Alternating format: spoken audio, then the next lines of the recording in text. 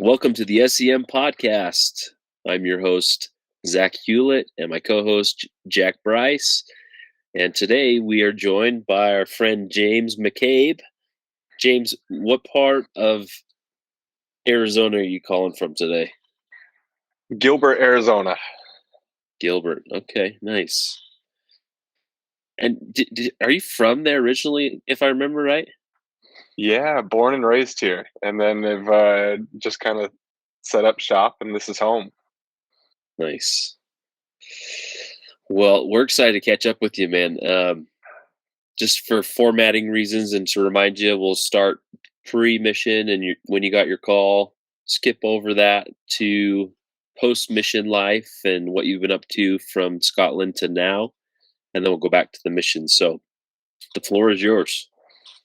I love it. Well, first of all, just thank you. I think this is so great. When I saw and heard that you guys are doing this, I was excited to listen to it, and I appreciate the effort you guys are putting in, and I think a lot of people will. And then I got even more excited when you guys asked me to come on. So thanks for having me.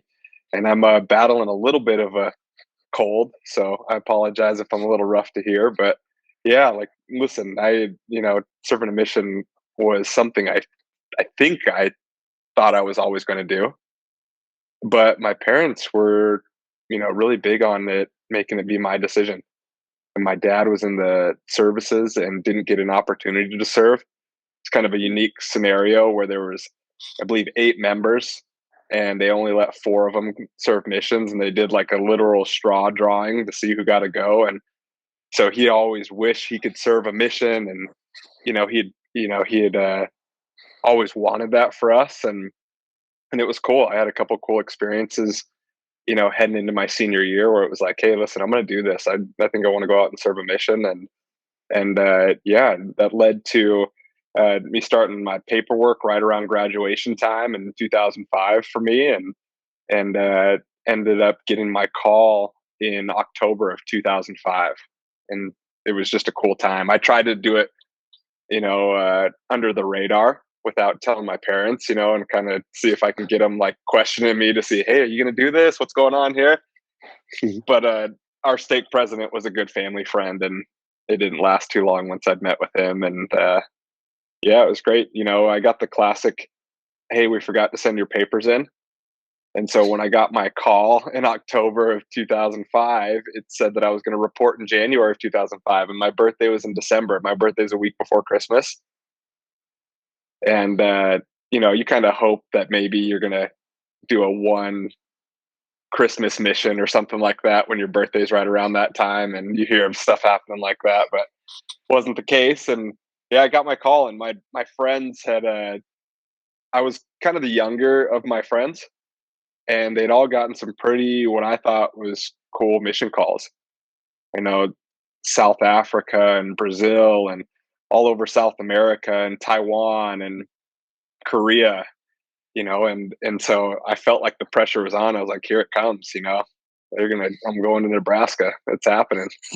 and and I didn't have much thought about speaking a foreign language or not. I didn't do any of that in high school, so I wasn't really prepared. And I think if I had a choice, I would have chose English speaking, foreign. And it was great, man. It was a really cool experience. Had a really cool little party that evening, and opened the call, and man, it was a good time.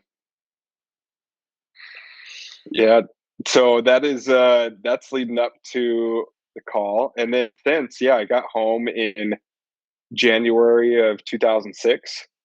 There was a few people in my group that had the option to maybe go home a little bit early so they could start school on time. Mm-hmm. And so there was a few in our group that went home a little early to just align that. And I think I always knew that I wasn't really going to go to school. And so I think I felt a little, silly if I was going to hop on that train and go home a little early to get ready for school if I wasn't sure that was going to be in my long-term plans. And so, yeah, we had a really cool last Christmas in the mission, got home, ended up going to, go to school. I got home, set apart that evening, and was in class 7:30 the next morning. Holy And cow. jumped into things right away, and yeah, I quickly kind of felt what I thought I knew, and that school wasn't really going to be a path that I went. I felt like I'd always been really entrepreneurial minded and just wanted to get straight to the point, and so I jumped into sales, and yeah, it led to uh, buying a portion of a flooring company, and there was some really cool growth, and we got in with some institutional REITs that buy single family rental properties all across the country. And so for about 5.5 years, I was traveling and opening up branches and servicing our customers, across the country. And uh, in October of last year, I created an exit there and sold my ownership in that, and started a private placement firm. And so, yeah, now I raise capital and primarily focus on purchasing apartment complexes. And yeah, that's kind of me in a nutshell.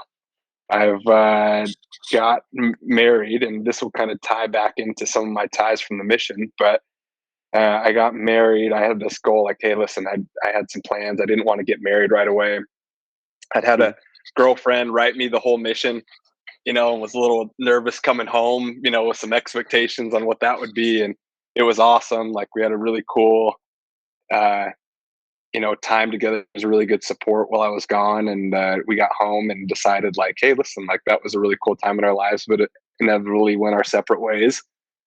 And I got reintroduced to my now wife.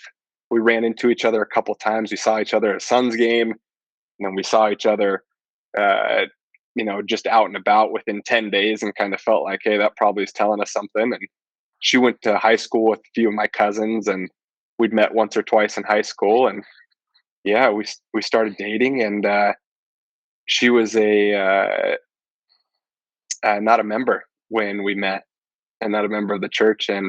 But she went to a really like heavy populated high school, heavy populated with members of the church. And so she had gone to girls camp in high school. She'd taken the missionary discussions 3 times in high school, and didn't quite have like the full support at home, to maybe like make the jump. And so she had like an experience of that, and then she graduated high school and saw just started normal life, I guess. And then we started hanging out, and she noticed like a pretty noticeable difference, like being reintroduced to some of her high school friends and some people. And yeah, it was great. She got baptized. Her uncle was also a convert, and it was a really cool experience to see her uncle baptize her and be a part of that. And we were married shortly after, and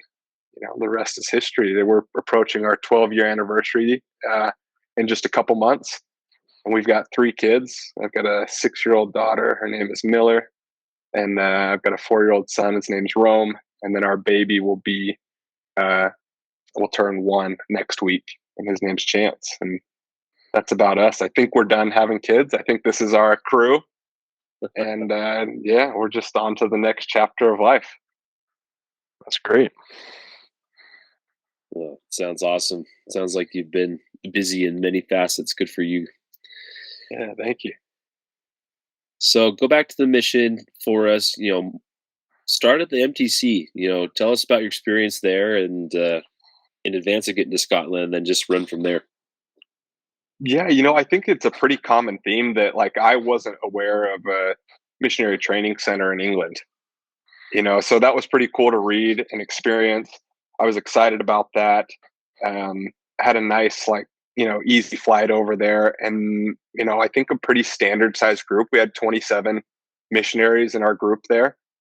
And they were feeding out to, England and Scotland and Ireland mainly.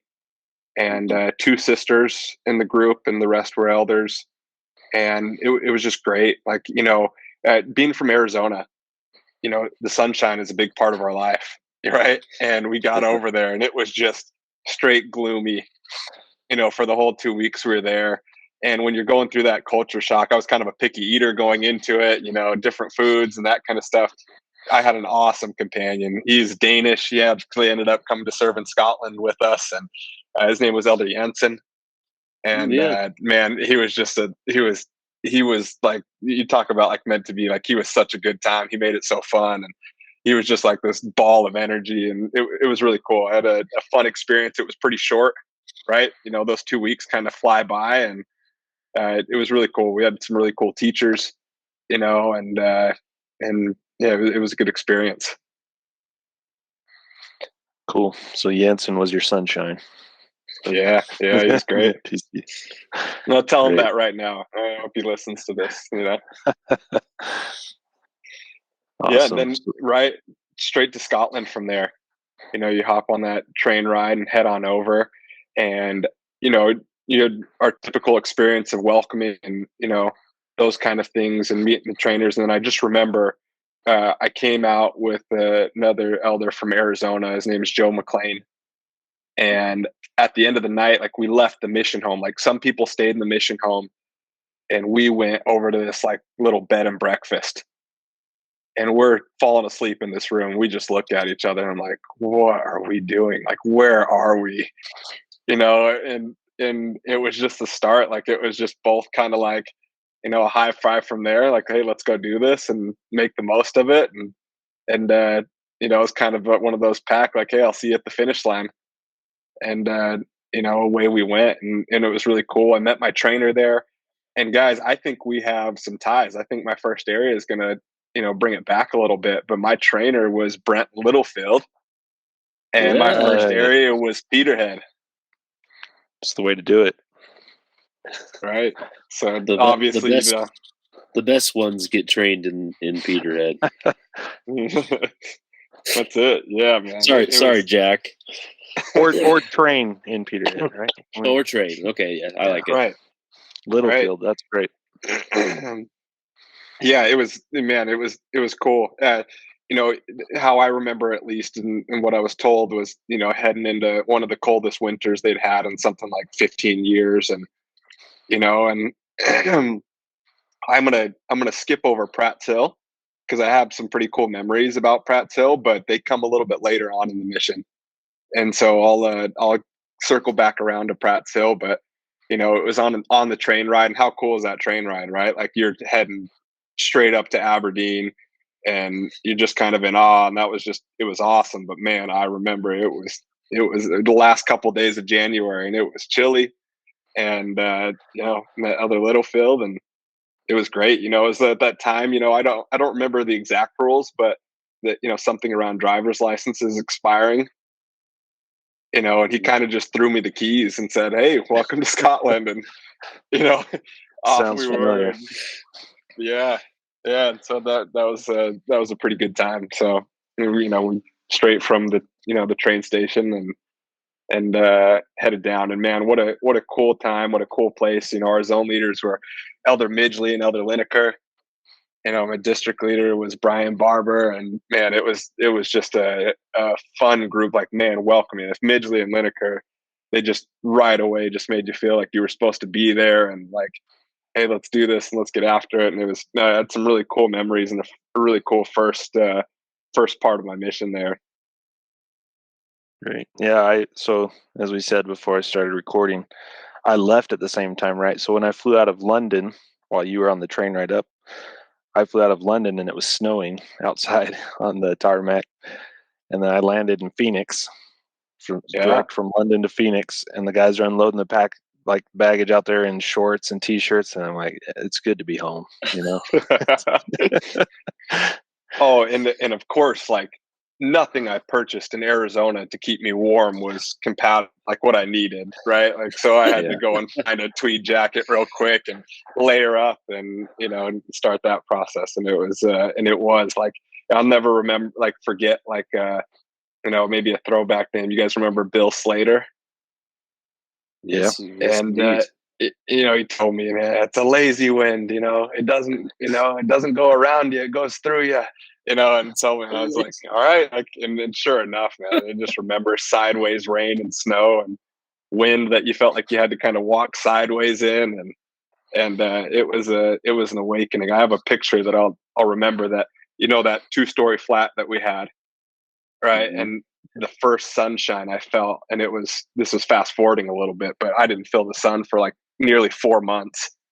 And it was like creeping through, and I just stood in that kitchen just feeling that sunshine, come through. It was a dark and cold first, 4.5 months, and I spent my first 4.5 months in Peterhead. It's awesome. How many times Yeah. did you visit Slane's Castle?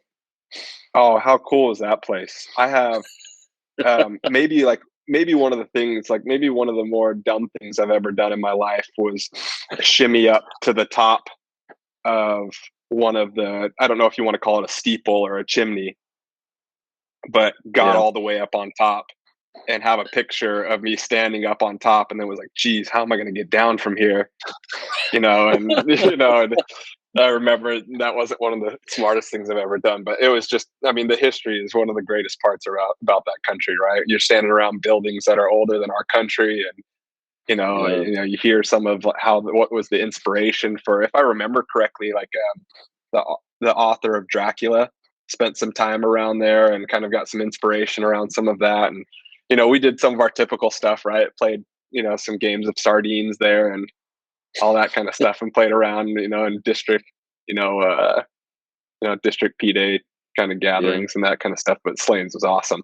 I think that my favorite in that area had to be like the Buller of Buchan, though. I just remember Yeah. like thinking like, man, that was just such a cool natural feature, that big giant hole and how it's still preserved and you can walk around, and all the seagulls that were flying around. I thought that was a really cool thing. That was one of my favorite parts of that area. Yeah, when I went back with my wife, we went there, and I was with my family. My parents were there. It was super windy, like it gets in Peterhead, and they wouldn't walk around. But I was like, we got to go across. So I dragged my wife out there, and it seems a lot narrower on top of that arch when when the wind's blowing like 50 miles per hour coming out of that hole in the ground. And she was expecting our first child, and she was pretty upset that I made her go out there. But I kind of live on the, listen, this thing has been around for a long time. Like, if it collapses on us, it's just my time to go. Yeah, It's a good, But good philosophy. that place is great. Did you didn't have the building yet, right? You were still in the Mintlaw Academy when you were meeting there, right? Oh yeah, it was great, man. The pride that branch had for that plot of land that was designated for that future chapel, and to see and hear that kind of come to fruition over the years. And that was one of the Yeah. first things. Like, hey, I know we're meeting in a school, but we've got a lot. We're going to get that chapel, and it was a cool energy around that. And you walk into that school, and there's 50 people, and you're like, oh, okay, like that's not so bad. And then I feel like 20 of them were from two families, the Bishop's family and the Prestons. And, Yeah. you're like, all right. And you see the double callings around, and, hey, I'm this and I'm also this. And it was it was a cool energy. It was great. Like that group was as welcoming as I could have asked for. They gave me a hard time. I was kind of a lightweight eater, and the Littlefield could, put down anything you put in front of them. And I feel like they were always making fun of me for never finishing my meals, and, all that kind of stuff. You start getting the Prestons were, they'll say it just how it is. And, you remember Jim Peden? Yep. Oh, man, that yes. guy could cook, and he was just, he'd just give you a hard time all the time. Like, man, they were so great. June Bruce, I remember just having such good times, and she was so welcoming. And then, you want to go get, schooled, and, all the good stuff, you go spend some time around Bill Slater and Alistair Smith. And, it was just it was a cool place to get started. I remember, this, Bill Slater's conversion story and where he came from was just like, you just started, it hit hard. I remember him saying that he'd been a member for like 28 years ish, and he'd read the Book of Mormon 62 times, and he was just, this you spent any time with him, you couldn't help but catch fire for, like, hey, you're meant to be here for a reason and all that kind of stuff. And I just remember, I wasn't some scriptorian coming out, right? I didn't know a whole lot. And, you get into a conversation with him, he gets talking 100 mile an hour, that thick accent, doctrine that you'd never heard of. And it was just like, all right, we're here. Let's do this. That's great. Oh my gosh. Good times. Yeah. Yeah. Yes. And Elder Little Phil and I were just together 6 weeks. And then he moved on, and in come Blake Bachholt. And man, like, I love that guy. I always love that guy. He was just great.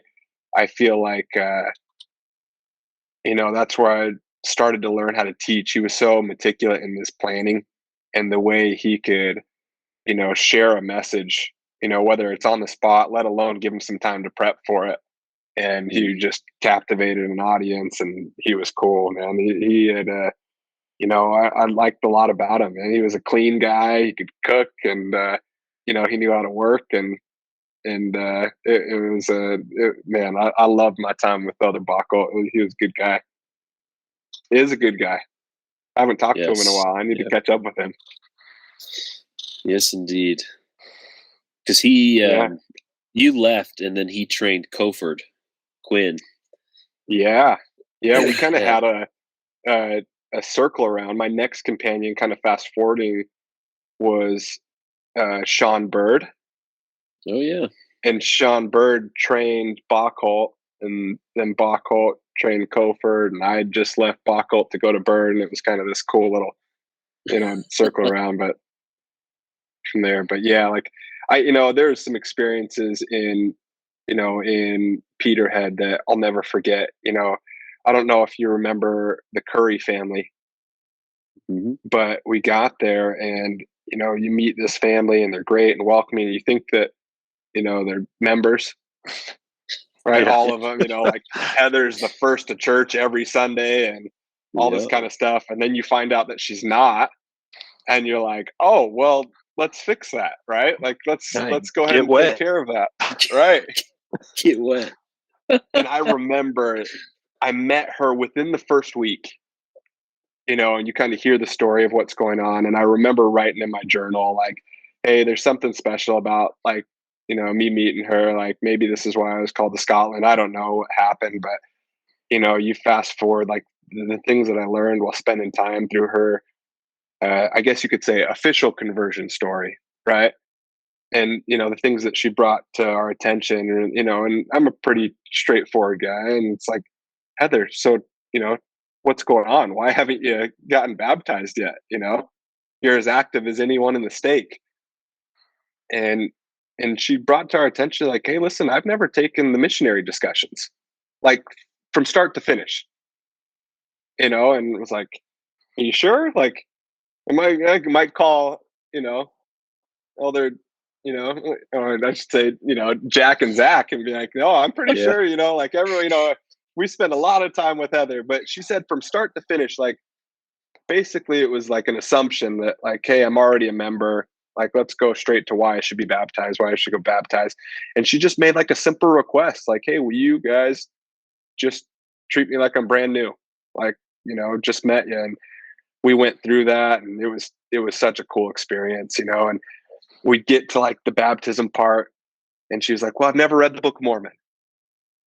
And I was like, well, if you're on my time, I guess you'll get baptized in a year, if you want to read the Book of Mormon, and that girl can read, and she flew through the Book of Mormon in a month, maybe less, and so we were just waiting for that, that challenge at the end. And it was really great. You see Elder Bachholt take her, cause he just had a way of, like, teaching, it was so great to watch what he could, teach her on a different level. And still, like, I wasn't very, knowledgeable, across the board. And it was cool to see that.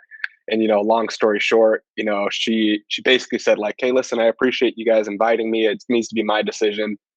And she wrote us each a handwritten letter that said, hey, this is, what I want to do. And I want to get baptized. And, it was great. We baptized her 2 days before I left the area.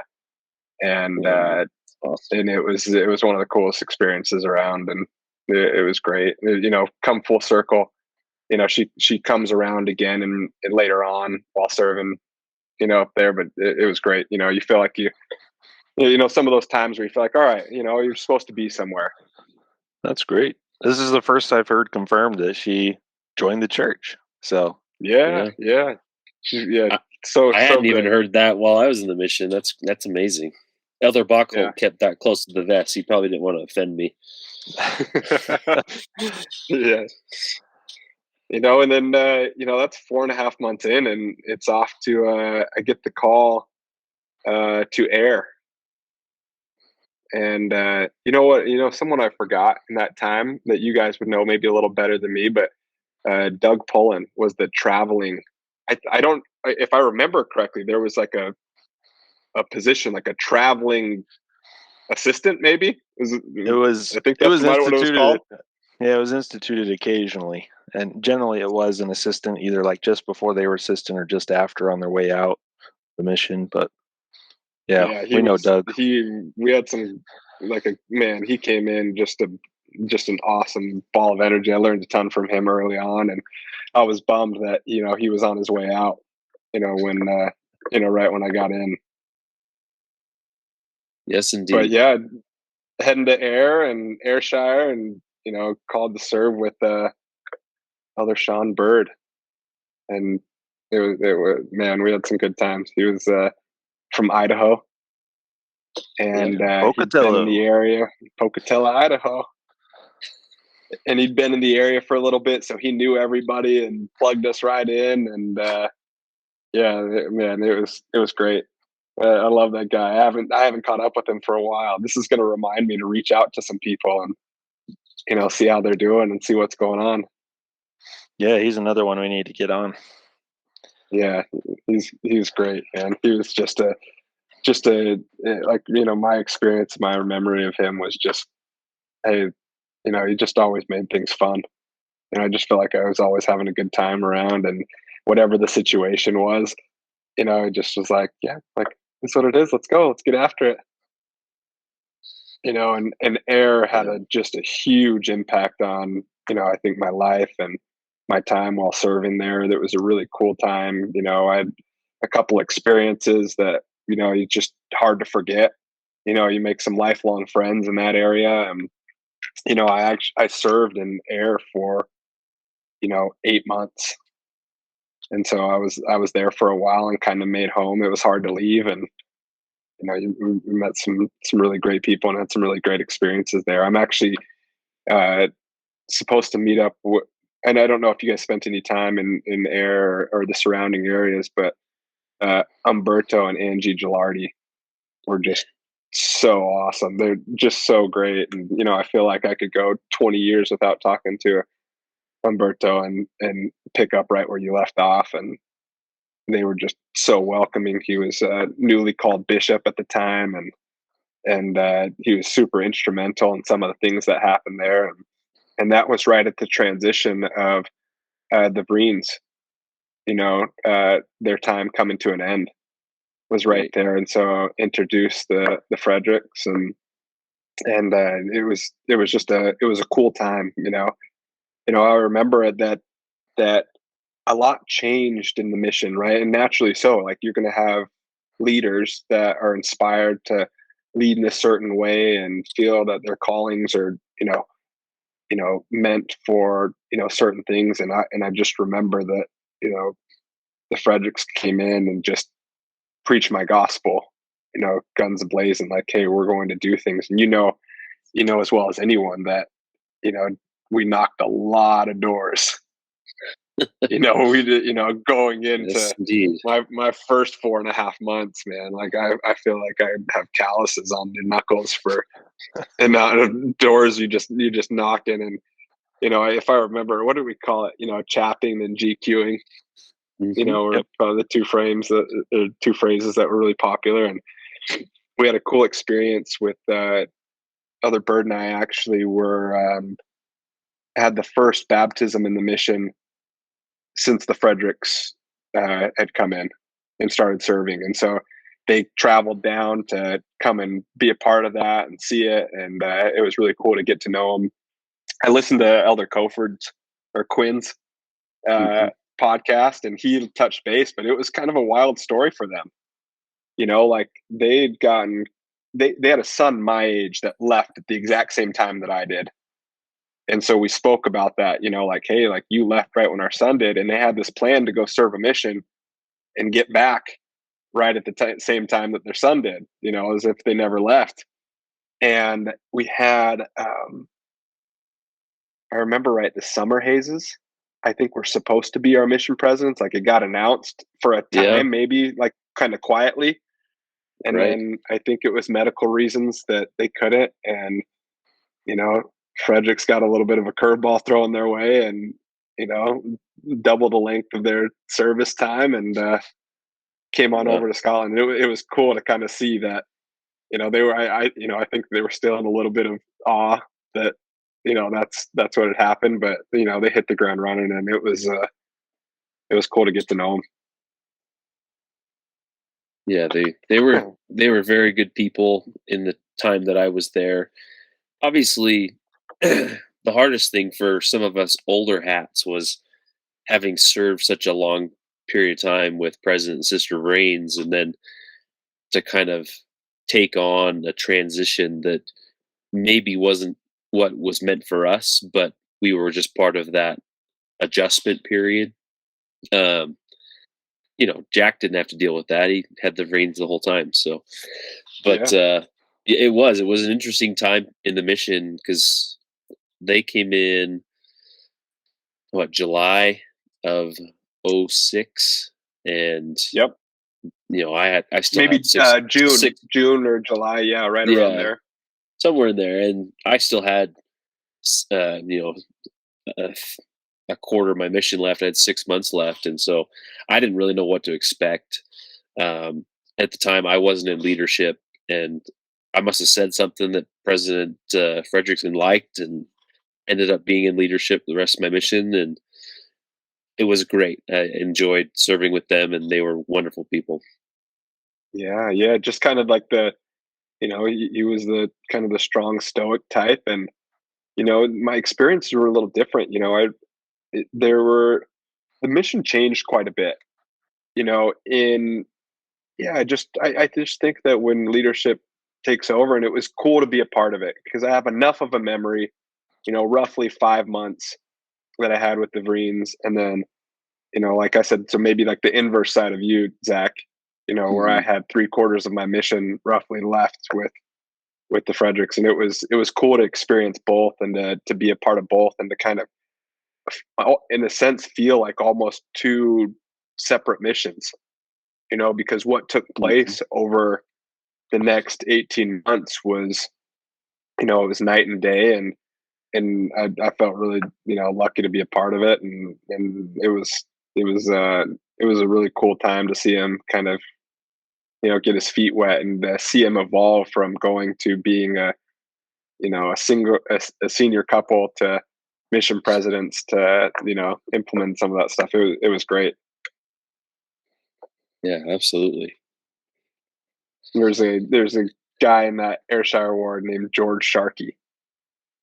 And, you talk about guys that were just memorable. He was just an absolute legend. He was an SAS sniper, and turned Baptist preacher, turned convert to the church. And then he was 70 years old ish and had Parkinson's. And Really? what he could remember the most, at least in my experience or memory, were stories of the past. And man, he had some of the most wild stories while serving in the wars that he served in. And, and Sister Shark, but he would light up because he could remember it clearly, and those kind of things. And, apologize if I don't remember your name, but he had such an impact on my life. If you want to fast forward a couple years, that my wife and I are dating, and she, my brother-in-law's giving a talk in church, and hey, do you want to hang out tomorrow? Hey, my brother-in-law's speaking, but you can come with me if you want, right? And like, I wouldn't call us dating. We're just kind of hanging out, and we went. And then I had plans to go and attend a S.E.M reunion and go to conference. And so I told her that, and she invited herself. And I'd had a date or two scheduled in Utah, and was kind of like, like, I'm going to like a mission reunion. Like, I think if I bring a girl to that, you better be ready for that.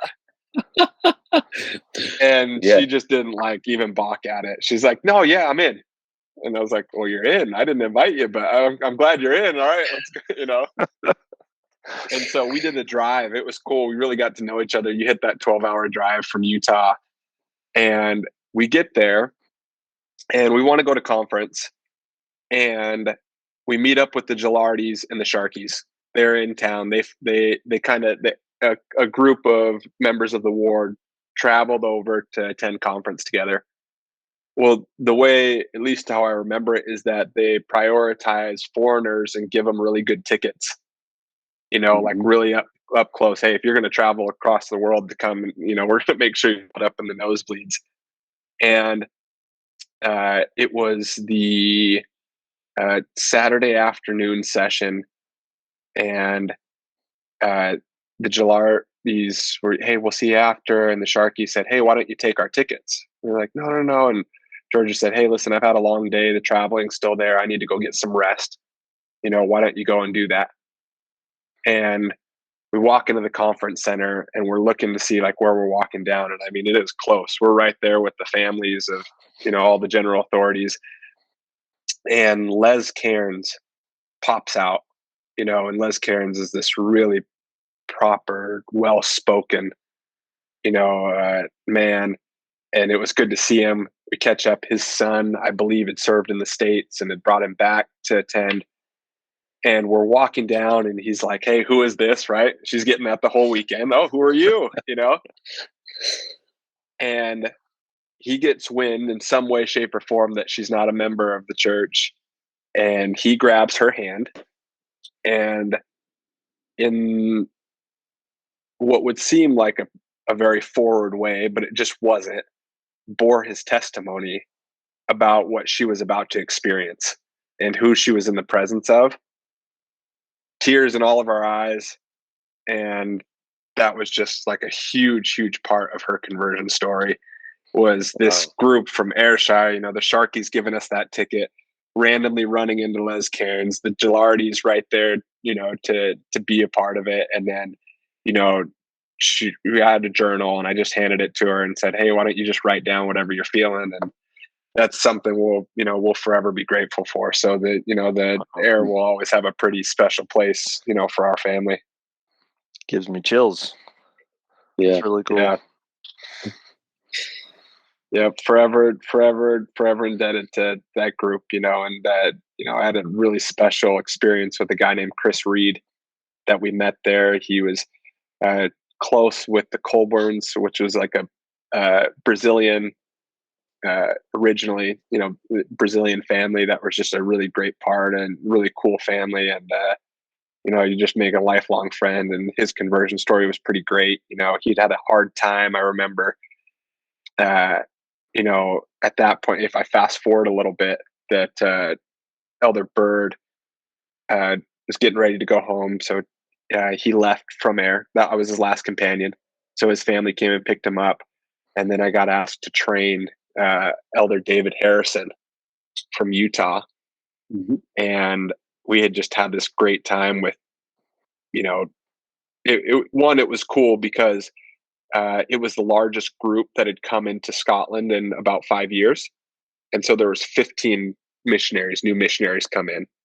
And so it was kind of this big reunion at the mission home. I remember guys from my group like Joe McLean and Chad Wilcoxon and Chris Harlow, and I'm going to forget some of their names, first name, but, Elder Guyman and Sister McFarland, we kind of all had come in similar times around there, and we're all met up and we're training, and it was just a really cool energy and a cool time. And Elder Harrison was great. He was as happy as could be to be in Scotland. He was a golfer at home, so to get called to Scotland was probably his dream. I bet you he would have signed up for a better trainer, but at least what we could do is, get his feet wet and get him going. But it was great.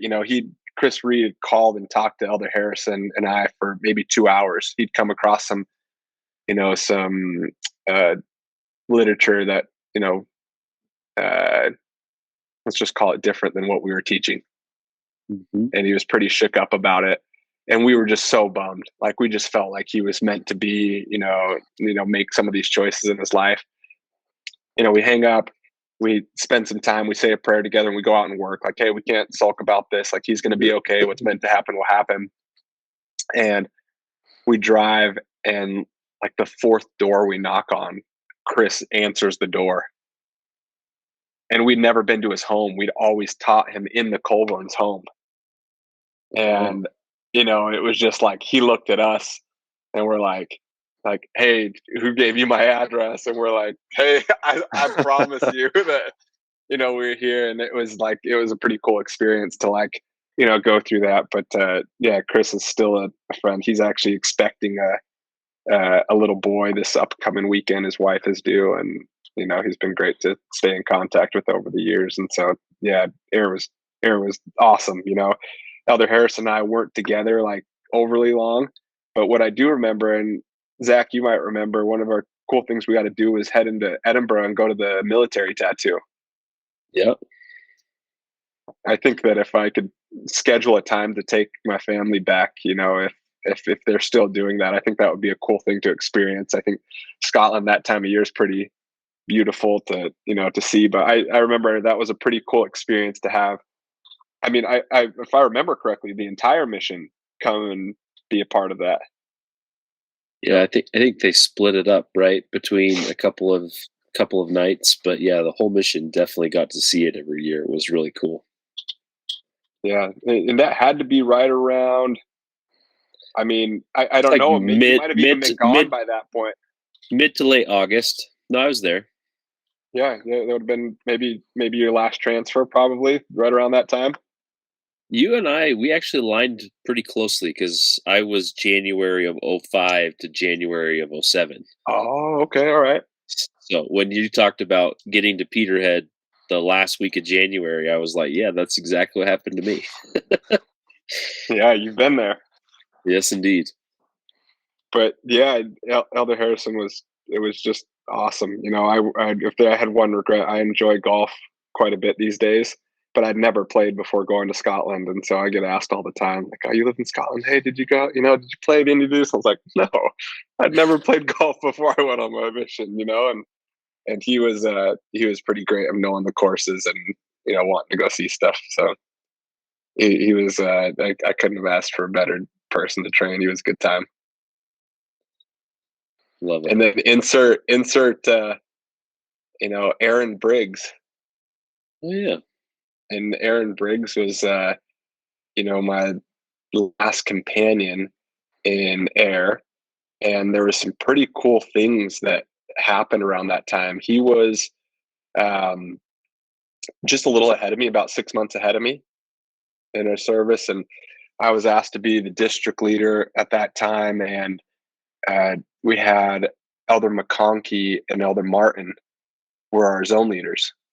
So Alistair Martin, Richard McConkey, and I'll preface this, right? Like 15 years ago, a lot can happen. And so we kind of remember things the way we remember them. But I feel like I did a pretty good job of, journal keeping and those kind of things. But I'll remember the phone call from Elder McConkey that basically told us to stop knocking doors. Like, hey, you're not allowed to knock doors anymore. And we were like, come again? Like, we're in Scotland. What are we supposed to do? Yeah. And it was this initiative like, hey, just go serve and love the ward and teach them, preach my gospel. Like, teach the ward, take it, make sure every family has copies, dive into it with them, serve, and we're gonna, start this member missionary, you know, focus and initiative that, the Fredericks were so passionate about. And man, it was just a wild time, you know, uh, that I remember the last Sunday before I left Ayrshire, we had 19 non-members present with us at church, all invited by members. We weren't necessarily Wow. teaching all of them, but to have 19 non-members attend church for the first time, or among their first times, was just this crazy deal. And they were up in Irvine right above us, and anything that we were doing they'd already got a head start on. And anything that we had, their numbers were double that. And what felt like between the two areas that were just this excitement of this initiative, and that's where Bishop Gilardi was just, he was all in.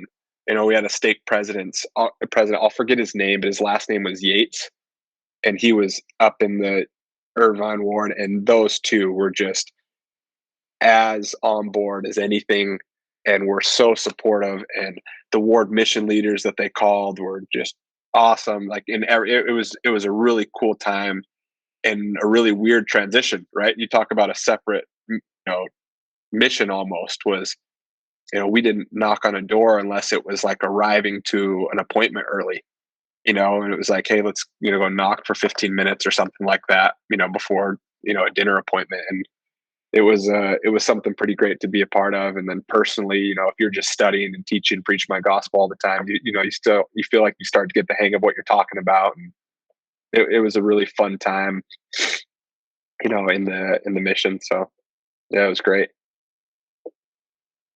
Yeah, I can't even fathom getting a phone call saying no chapping. Yeah, well, Because first in the Elder mission, it Martin was at all, 64 hours. So yeah, listen, if you know Al Martin at all, you might not believe him if he called and made that phone call to you. But Elder McConkey was, pretty straightforward, and pretty it was, if he said it, you might believe him. And those two were together, and then those two ended up being a really big part of a transition as well. You remember Jonathan DePold, Elder McConkey ended up going and being his companion at the mission home, as the president, assistants to the president. And that, it was just, I just remember those zone conferences of those two just speaking about member missionary work was just, it was, you talk about, being on fire when you leave a meeting or a zone conference or anything. It was a really cool time.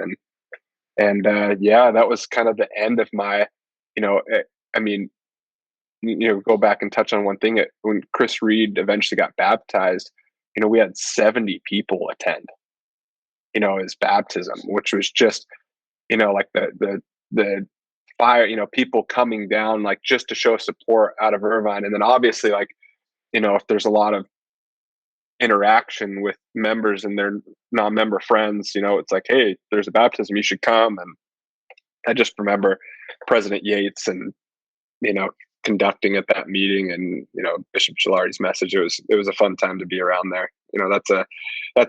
That's one place right there. You just circle that place, and, it's maybe one of the first places I'd go back, when we get to Scotland and meet up with some of those people there. very cool. Yeah. Yeah, when I was And there, that then was the sisters area. So we shared it, when you talk about like things like that, President Vriens told us that we were shutting the area down for the elders. So just the sisters were going to stay, and Elder Bird was going home, and he told me just up front, like, hey, that area, there's a really good chance. We even packed up the flat and closed that flat down, and then they changed their mind, and we moved into a different flat and ended up staying with a new companion. And so it was great. I was glad, but I'd almost forgot about that until you just said that. I was told that I would be moving, and then ended up staying, and man, forever grateful that that's how it went. cool. Yeah. That's And then amazing. Yeah, I think if I heard right, with a couple of you, like, after 8 months in air and right around my year mark, we head over to Dundee, and what a good time and what a cool zone and an awesome district. And you got Quinn Cofer and Brady Cassidy were over there, and it was just a really good time. You mentioned Brady Hess and Joe McLean were there. Uh, Elder DePaul and Elder Payne were our zone leaders, and it was a really really cool time. And we moved over there, and I was asked to be the district leader over there. And if I remember right, I don't know why, but I think technically the area was called Brodie Ferry. And I guess that's my worst American accent of what we'd call that. But that Dundee Bingham ward, and just that ward was just contagious. It's just a bunch of really really good people. Mm-hmm. Yes, Yeah. indeed. Hey, you were around there, Zach? So I served in Montrose from Christmas of 2005 to summertime of 2006. So, I was in and out of Dundee more frequently than I could probably imagine. And amazing people, just amazing people in that ward. Yeah, didn't I might not remember this accurately, but I feel like we had like a weird walk from the train station or the bus station when you had to come in for district meetings. Or you might remember that a little bit better than I did from coming in from Montrose. But I feel like if I remember right, we kind of had some weird like 30-minute walk to the chapel from any train station or something like that. And so in that summertime, it was a little bit rough. That was my only area that I didn't have a car. Yeah. I can attest to you that I never made that walk from the train station to the chapel because I had a car both times I served in the Dundee zone. So Yeah. thank the heavens for that. It's just They remember distance. they would have left me on the side of the road after about 15, 20 minutes, but go on without me. Yeah. Well, there was just some really cool people there. There's some kind of cool ties around. We had a really cool ward mission leader. His name was Mark Sloan, and he was just great to be around. Being with uh, Elder Briggs right before I left, he was my first non-American companion. Right, and he just loved football, and he was a good player himself. He was a big fan, and so you start to gain that love. And then Mark Sloan just wanted to play any chance he could get. He was a really good player, and the S.E.M family were big. I hope I get this right because this is how I remember it. But big Man U fans, Is and that so right? it was a cool part to get like kind of immersed in the culture of Scotland with a lot of that football. And just they were great. I mean, the S.E.Ms had I think 4 sons, and then Craig uh, was dating somebody that he eventually married, and her brother was Liam.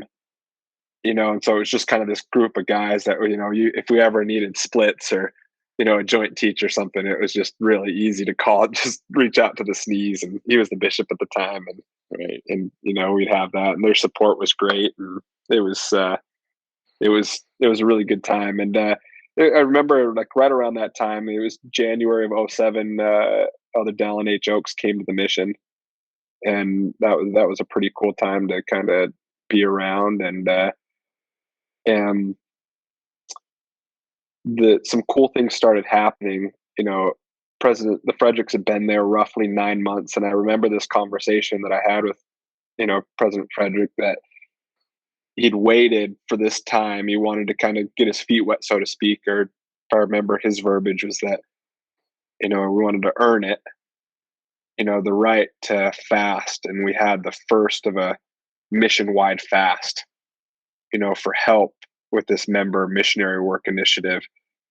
And an experience, and one of my greatest experiences of that was, I just remember this fast, and to give you like an idea of like numbers wise, I remember this number is just under 180, that we had 180 people attend church in that Bingham Terrace ward, and that was the largest Wow. in Scotland at the time.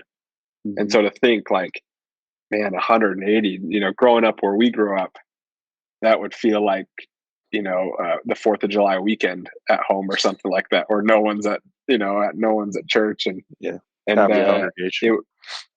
right. And so coming from Peterhead and even Ayr, that was quite a big shock to have that big of a support system and activity rate and some of that kind of stuff. And it was really fun. But that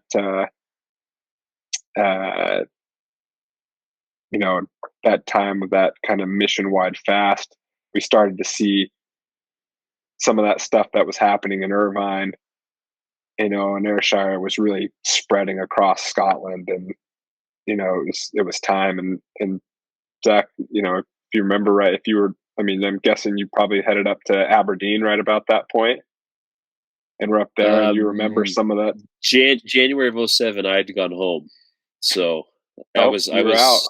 6 months in Aberdeen before President, or I say President, but Elder Oaks came to the mission, so I missed that. Gotcha. Well, I apologize then. It was a good time. I bet. Yeah. And, Garrett McLeod was my companion. Just remember Garrett. He was from Alberta, Canada. Mm-hmm. And man, one of the most funny, genuine people you ever spent some time with, man. You couldn't help but smile around that guy. And he was just the life of the party, just such a good time. And he was just, I don't know, he just had a good attitude about everything.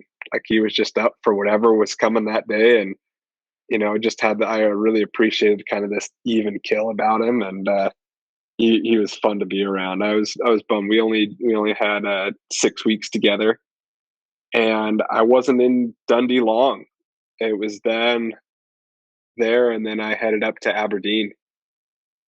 Okay. And I got called to be a zone leader up in Aberdeen, and with just an absolute legend, Elder Brant Peacock was my companion up there. And man, good old Peaky, you talk about just as good as they come.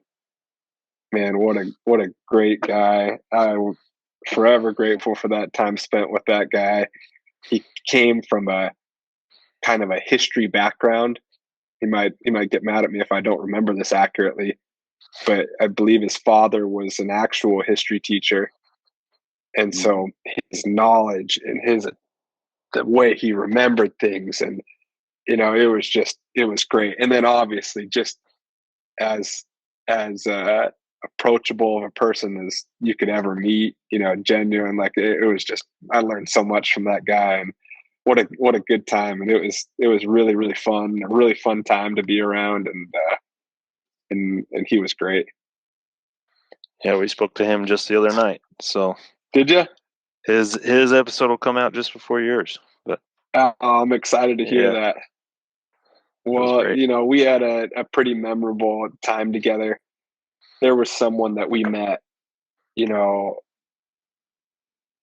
right around, I guess in April. So within our first couple weeks together, there was a really strong member of the ward, the Mackayes, and they'd had a daughter that, hadn't been active for a while, and she was a little bit older and had this newer husband. And the way that he was introduced to us was that he just had a heart of gold and that he was great.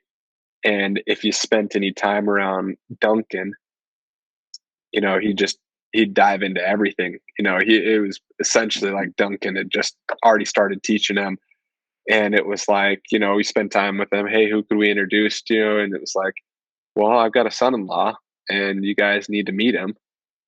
And it was just one of the coolest nights that I had on the mission.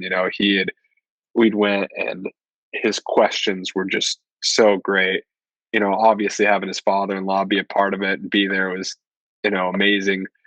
Long story short, that night, the first night we met him and taught, he, committed to be baptized, and it was just it was so great to see his progression, go through, like, if you fast forward a little bit, it ended up not really sitting too well with his wife, the changes that he was making in his life. And so he needed to navigate, a separation that happened in a time. And the way he did that with just such, a clear focus and faith. And, it all kind of worked out. There was a really great time where we got to be a part of his patriarchal blessing, and, he married, oh my gosh, I'm going to be in trouble if I don't remember her name, but, he married, he's going to smack me for this, but I never met her. So I guess I get a little bit of a pass there. I couldn't make it back to their wedding, but a really good family from Glasgow. And if you served in Glasgow, you would know the family well. And they've got 2 daughters that are doing great and living in Glasgow. And his name was Raymond Murray. And, that was such a great part. Right around that time, it was really cool because Elder Peacock and I worked together for a long period of time, but for him to be able to come back and, be a part of his baptism and stuff, that's a forever, brotherhood bond right there that, with those two that, I'll forever be grateful for. That was a really cool time. And I think in all of our lives to go through that with Raymond, and, and you kind of fast forward a year, it was kind of all these mixed emotions. That one of my favorite things is that stake would plan an annual trip to Preston, and they'd save for it, and, independently, like families would save for it, and then the stake would help, and they would take, these buses down to Preston and spend the better part of a week at, the temple. And it was really cool because, if you rewind that, I was in Aberdeen, and Peterhead's a part of that stake. And it was cool for Heather to be able to go to the temple. I lined up, right around that time where she was able to go to the temple for the first time and go down there with the stake. And it was fun to, kind of go back to your roots and, being with Elder Peacock there, and, you get to travel. So I got to go back to Peterhead and then go experience the Highlands, all the way up to Inverness and Elgin and some of those areas there. And that was pretty fun. And one of my best memories in Scotland was the Fredericks had come up for a zone conference, and they had a couple of their children and their families come out and visit. And so we did a zone conference and a district meeting, and then they asked, us to give them the tour back to Aberdeen. And man, you got Brant Peacock, the ultimate tour guide, and he just had it routed out, and we went up to, the Cairngorm Mountains, where you just don't feel like 2 cars should ever be driving, on the same road, all the way to, I think it was called Corgaff and Balmoral Castle, and, Carr Bridge. And then maybe my favorite castle, in Scotland is Dunnottar Castle.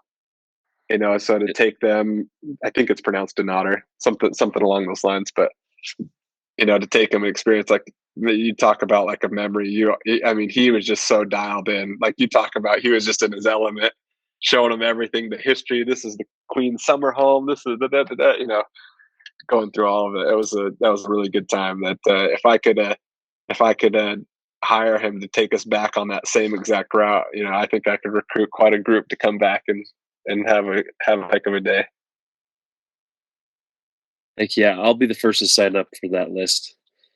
Yeah, I can't wait to hear that podcast from, or his episode. It's been way too long since I've caught up with him, and yeah, that'll be great to hear. I hope he brought out some of his old accents and stuff like that. I hope he gave you guys a show. He did a very little bit. A little bit. Yeah, just a little. Spot on what he did, man. Yeah, I mean, he could dial it in. He could throw all sorts of accents at you, and it'd be great. But yeah, if there was someone that I felt like was meant to serve in Scotland, it was Brant Peacock. He really, and at that time, right?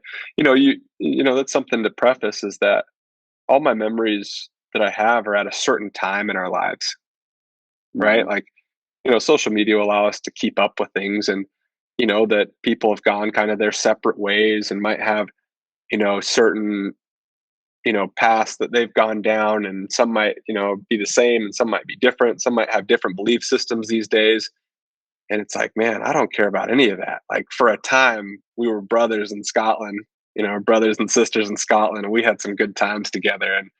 And no matter where you're at these days, as long as you're happy, I'm all good. I just, if we spent that time together, you'll for always be a brother, or a sister to me. And it's fun to remember that time, no matter what's going on in our lives these days. It was cool to remember that period of time and what we were doing.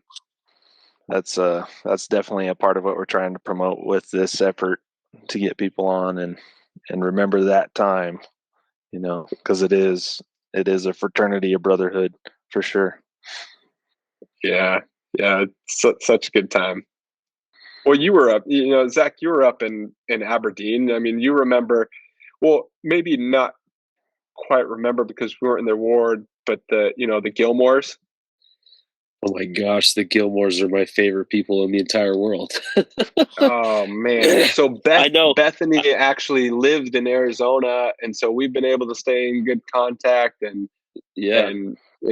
she's awesome. And in Dundee, we had some time with Daniel McLaughlin, who was close to their family at that time, and Matthew Gilmore was just as great. To go and see him, kind of, hey, I think I want to go do this missionary thing, and to be around while he kind of geared up and got ready for that. And his story was it was so cool to be around. But the Gilmores were, and that was a tough time in their lives, right? Right around when you were there was, they had every reason in the world to kind of have a cloud over their head. And they were just always such a good time and such a good energy about that family. And Oh my little gosh, yeah. Kyle, I think was it Kyle? Chloe and Chloe were young. They were smaller then. See, I don't remember. They were probably the Rugrats that I wasn't paying attention to. But Bethany and Maddie were two of my favorite people, and I had the opportunity because in Montrose, Kay's brother Martin Henderson and his wife Sharon lived in that ward, and they had twin sons. My gosh, Michael and I'm gonna forget his brother's name. I can't believe that. But when I found out that they were connected, like they're one of the best families in Scotland, and obviously they run up and down the East Coast, and so that was my stomping grounds, most of my mission. I mean, you think about it: Peterhead, Aberdeen, Montrose, Arbroath, and then Dunfermline. I mean, I pretty much engulfed the entirety. Jack covered Glen Rothes for me, but that was a very special place in my mission. I loved Aberdeen as the stake in total, and the Dundee stake is just unbelievable. I don't know if you got to know Johnny Kennedy all that much, because God, Johnny Kennedy. How great is Johnny? He came home from his mission while I was in Aberdeen. Okay, that's why I wasn't sure if you'd known him, because he was fresh off the mission, right, when we were there. One of my funniest memories of Johnny is he had just come home, and obviously it was middle of the year, so he couldn't go to university yet and all that stuff. So one day he called us up, and I think I was with Peacock at the time. He's like, "Hey, you guys, come over," and we're like, "Okay, what's going on? Just come over." And we went over to his house, and he said, "I just want to hang out with you guys. Can we watch a movie or something?" And so he let us watch a movie, and I don't remember what the film was, but he was like, "I'm catching up on all my cinema that I missed while I was on my mission," and it was just a funny experience. But yeah, Johnny's one of my favorite guys. I keep in contact with him. Um, you know, his mom and his stepdad Adam are awesome people. The Wares, love them to death, and oh my Yeah. gosh, I could rattle through so many names from Aberdeen. The S.E.M family is my favorite people too, and and obviously the Paynes were Oh, how just great were the Paynes from oh my gosh, Canada? oh gosh. I felt Chris like Payne, sister. I believe, I right? Yeah, I felt like Sister Jeannie Payne was like my mom away from home. Like she watched out for me, and we had some pretty deep spiritual conversations when we were there, and I appreciated her ability to see like foresight. Because I remember one Right. time we were having a conversation. She was just like staring into my soul, and she goes, "I wonder what the young lady is like that you'll marry." And I was like, wow, that's a very deep thought that I've never had in my entire life. But that was the level of relationship that I had with their family. And I don't know. I love them to death, watching their daughters go on missions and get married. And, I mentioned on a podcast coming up that Callum's getting ready to go on his mission pretty soon. It's pretty crazy. Um, Wow. Life goes on without us. It just it's amazing though. Like we're forever connected to those people through Scotland. Yeah, yeah. I mean, you had the Buse family, Oh yeah, love and them too. Angela and Melanie and Elizabeth and Norma and Mama Buse and all Yeah. these great people. And there was an American family, the Reedies, Oh yeah, the were Reedies. around from Texas, and it was the Robinson boys. Hmm. There was just a really cool type. Now I'm thinking about it. Did I replace you then? I must have Did I go straight to Brant right when you went home? Then did I take your spot?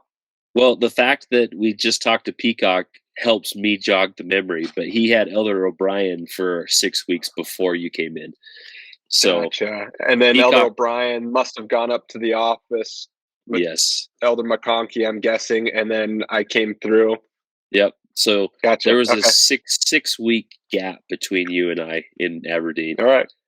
So yeah, a Yeah. lot of fun times. I mean, we just had so much fun. It was a nonstop party in the Aberdeen ward. Yeah. The pains. There's a couple, like, you start to remember food a little bit, right? And Oh so I yeah, remember, you're gonna remember her name. It's gonna drive me nuts if I don't remember it. I know exactly who you're gonna say. I'm waiting for it. Missionary pie, Mitchell. Sister Mitchell. Mitchell. Sister Mitchell. Christina Mitchell. Oh my gosh, And she would buy us a chippy I think it was Saturdays or something like that. I it was remember Jenna Bissett made us. every third week. Yeah, like, and she was like, "I'll buy you chippies as long as you come read some scriptures to me and sing me my favorite songs." So I Oh mean, my obviously gosh. that's where Brant would shine, right? He could perform with the best of them, and I remember Jenna Bissett would show us where like the best chippy was, and that was the place that we go. Like, if I go get a meal in Scotland, I'm going to go to Aberdeen, and I don't remember the name of the place, but I remember where it's at, and I'll find it. And I'll go get me a good little haddock supper. Oh my gosh. Yeah. But So I mean, Johnny Kennedy might have been on every teach with Raymond Murray and Brant and I. yeah. Like, it was just such a cool time. Where's he We're gonna living? Is he overseas right now? Johnny. Oh, No, Brand. Brant. He's stationed right now in Kodiak, Alaska. Cool.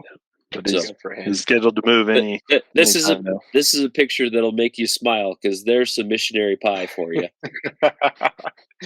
Yeah, there's some things that you try to forget. This is one of my favorite pictures of Elder Patton eating the missionary pie. I mean, you can see the expression on his face. Oh, Elder Oh, my Pat, God. and I'd forgotten. Yeah, that's great. He had such a proper speaking voice that you probably need to get him on here and just let him, let Oh, us yeah. remember that smooth accent of his. Yes, indeed. We hope to have him on. He's in the midst of a traveling show in the UK right now, so we'll get him on eventually. I'll coerce him. Let's say that. Yeah, we had some fun people in that group. Like we had the sisters, Sister Wellington and Sister Powell were there. Jenny's been great because Jenny Powell was in Ayrshire with me for a long time to start her mission. So she were the sisters in the Ayrshire ward, and then we made our way back up to Aberdeen together. And so she's really close with the Gilardies. She's hosting the Gilardies and a bunch of missionaries next month for a dinner in Utah, and I'm planning to try and get up there for a day and see all of them. We had Joe McLean and Matt Fissler. Man, those two are awesome. Talk about a cool companionship. They were holding it down in Inverness, and what a cool city to go up and kind of see some of that. I don't know. We had Fenton and Churtco and Elder Chamberlain. We had it was a good group around there. Yeah, you did. And then I got my second English companion, Jonathan Shenton. Oh yeah, from Leicester, England. Yeah. And this kind of, I mean, you talk about like, I remember some like statistics that went through like the year to date, like if you like screenshotted that time, like at the end of July. And so like it was no secret, like Scotland, if I remember the stat correctly, like during our time, like the average was like 0.8%,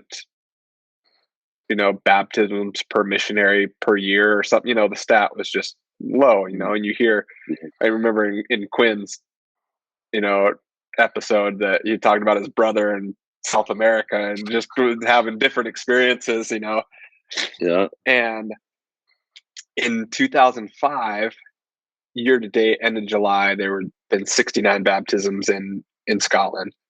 And then you fast forward in 2006, there were 74 year to date, by the end of July. And in 2007, like when we had like the meeting where the stats came out, that we're on pace for like 130, 140 baptisms year to date inside of that. And it was just there was 100 people scheduled for baptism across the mission in July of that year of 2007. And it was just, it was all, what you put to that, preach my gospel and member missionary work. And, you had Elder McConkey and Elder O'Brien, that were there. Elder Martin was, a part of that. And I just remember them traveling the mission, and it was just a really cool time. And that's kind of fast. Elder Shenton and I weren't together for a whole long period of time. We were just together for one transfer. So it's like I had Elder Peacock and we worked together all that long. And then Elder Shenton came in for a quick stint. And then Elder Ren Hardy from Arizona. We're both from Arizona, came through and was my last companion in Aberdeen. And that's where I had maybe my coolest Pratt's Hill experience, that President Frederick had started kind of a tradition. And right around that time with the mission-wide fast, he brought all the zone leaders in and climbed Pratt's Hill with all the zone leaders to kind of, to start this fast and to return and report on this fast, and to climb up there with all these guys that I looked up to or had really big impacts in my life, you know, and all that kind of stuff at that time. I mean, when I came into Scotland, you know, I think that most people might think like, man, I kind of grew up while serving, right? I kind of came in as this kid and left, you know, however you want to feel that you left. But I felt it particularly. I just felt like I was a big dummy and, you know, thought I was cooler than school. And, you know, and then you get there and you meet all these guys that are like, you know, just great, you know, just great guys. And you learn, you know, you figure out real quick that you have a lot to learn. And, you know, and so I think if I'm grateful for anything, it was that kind of being brought down to earth and realizing like, man, there's a lot of people to learn a lot from. And that was a really great experience, you know, in that period, you know, Elder,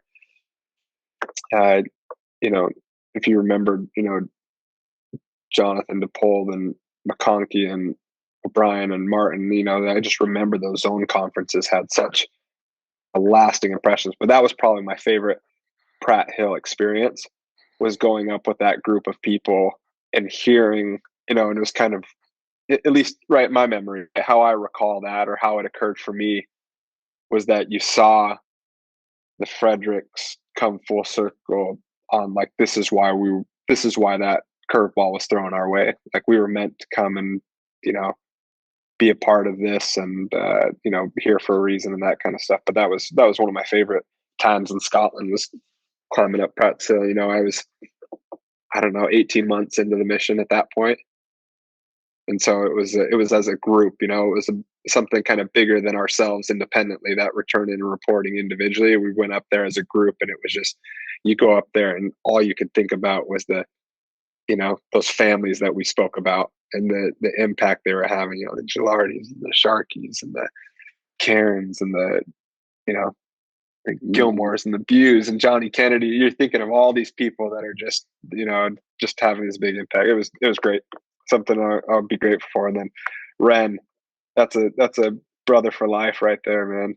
He's from Scottsdale, Arizona. You know, I knew a bunch of his cousins, and we had some cool and crazy and wild times together. We had that. Oh, the one time we probably didn't make too many people too happy, but we got a call from, you know, the assistants, and it was just towards the end of the month, and it was just like, hey, listen, like, how you guys doing? You feel good about your goal? And everything was great, right? It's like, hey, listen, like, just to give you guys a heads up, like, you guys are one baptism away from your goal, you know, and like, yeah, you know, we came close. We gave everything, you know, it's great. This is on fire. Well, we'll just ask you guys or encourage you to think of if there's anyone that you missed. You know, we're like, well, all right, sure. Like, you know, so we go and do that. And we're looking through everyone and we get this feeling. And there's this kind of Heather Curry like lifelong, you know, attendee that had never been baptized. And we went, and long story short, we go to like a after dinner later appointment, and he decides he wants to be baptized. And he's like, oh, if we're going to do it.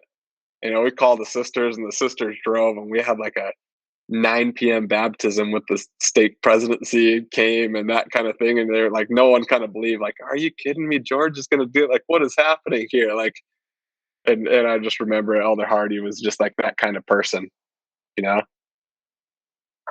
Oh, did I lose you guys? No, you're good. Oh, I agree. sorry. I had Ren in tripanionship for a little bit when he was in Motherwell and I was in Hamilton, and I loved surfing with Ren. He was that type of guy. Very outgoing, very, very spiritual when the moment was right, but he just enjoyed life. Yeah, I just remember thinking, like, what just happened here? Like, what, like, how did, like, you know, I was just along for the ride. I felt like, you know, just like, what just happened here? This guy had been going to church forever. and wouldn't do that, and Ren was right there, and it was like, all right, you know what? You're right. Let's do this thing. And it was a cool time. It was fun. That's someone I need to track down. Elder Peacock said that he felt the mission was like the Wild West after I left, where everybody was just, being very forward and making people commit to things and then helping them to. I remember trying to do that a year into my mission, and I was like, I can't do this. Like, I don't see how that is possible. But it sounds from your experience, from listening to Quinn and from Brant, that the mission just really exploded. So I'm gonna take credit for that, because our all the missionaries before you guys, we laid the groundwork. We set up a ramp, and you guys hit the runway. Absolutely, and you took off. Alley-oop. Let's just call it what it is. It was just a straight alley-oop. You threw it right above the rim, and we just went. And and I think that obviously when a lot's changing, right? There's some learning curves and some cart gets out in front of the horse a little bit, and that kind of stuff. But the overall spirit of what was going on was like what I really remember, and that was going to. I mean, I knocked more doors in Peterhead in my first 6 weeks than I did probably the last year of the mission. And when you start going and you had with Elder Hardy, I remember that we had 30 joint teaches scheduled, like 30 teaches scheduled with members present that were like, and it was great. Like, and obviously it's easy to say, like, I can't say no one. For me, I would love spending time with the members and teaching inside the home rather than knocking in Peterhead Town Square. In the cold of winter, right? It was nice, that portion of it, but that's really what I remember is around the overall spirit of what was being there. But yeah, it felt a little quick and wild at times. It was a pretty big transition shift, but the foundation of it was this preach my gospel member missionary work was pretty great. And that was about me, guys. I finished up and got called to finish out back in Dundee. And so I went and, finished out. I left from being the zone leader in Aberdeen to being the zone leader in Dundee. And I was with Elder Anthony Paternoster. And he was from Essex, England. And just as proper. I feel like my Elder Briggs and Elder Paternoster, they was proper speaking as anyone could be, and it was great. He was great, and it was fun to be around in that zone, and that area was awesome. Elder Coford and Elder Stringfellow, and were in the office, and like you spent some time with Quinn. Like his energy was contagious as can be, and it was fun to have them around and be in Dundee a little bit closer to that group of guys. And Elder Stringfellow was as smart as anyone you're going to spend some time with, and we just had fun. Chad Wilcoxon and I came out together, and he was right there with us, and Elder Cassidy, if I remember right, did he train Elder Blake? There's a Ryan Blake, and he was a really good basketball player from Utah. That was fun to come around. My MTC companion, Elder Jensen, was there. Jeremiah Johnson was there. David Harrison, who I'd chained, was there. Elder Chadwick and I were kind of in zones a lot of our mission together, and yeah, it was fun. Elder Gustafson.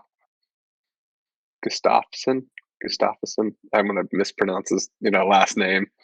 Gustafson. That's it. That's the one. Yep. And Sister Stoker was from Arizona, and that was cool to serve around. I want to say she'd trained Sister Lewis Sister Lewis something, Lewis Schmei. I think she was from Wales, but it was just good. It was a good group to be around, and it felt close to home, and it was a really cool place to finish out. Obviously, I'd spent 6 weeks there, before, so it was kind of fun to come back around full swing, and yeah, that's kind of wrapped up the my time in Scotland. Oh man, what a journey! And yeah, you covered a lot of areas and amazing people, and I don't know. My heart is full.